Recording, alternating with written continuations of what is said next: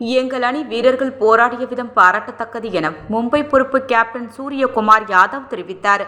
IPL தொடரில் சென்னையில் நேற்று நடைபெற்ற லீக் ஆட்டத்தில் தலா 5 முறை சாம்பியன்களாக Chennai super kings, Mumbai Indians அணிகள் மோதின.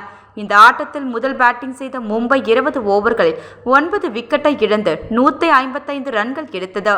மும்பை தரப்பில் அதிகபட்சமாக தலக் வர்மா 31 ரன்கள் எடுத்தார். சென்னை தரப்பில் நூர் அகமது 4 விக்கெட்டும், கலீல் அகமது 3 விக்கெட்டும் வீழ்த்தினர். தொடர்ந்து 156 ரன் எடுத்தால் வெற்றி என்ற இலக்குடன் களமிறங்கிய சென்னை 19.1 ஓவரில் 6 விக்கெட்டை மட்டும் இழந்து 158 ரன்கள் எடுத்த 4 விக்கெட் வித்தியாசத்தில் வெற்றி பெற்றது. சென்னை தரப்பில் அதிகபட்சமாக ரச்சின் ரவீந்திரா 65 ரன்னும், ரூத்ராஜ் 53 ரன்னும் எடுத்தனர். இந்நிலையில் இந்த ஆட்டத்தில் தோல்வி கண்ட பின்னர் மும்பை பொறுப்பு கேப்டன் சூரியகுமார் யாதவ் பேட்டியளித்தார்.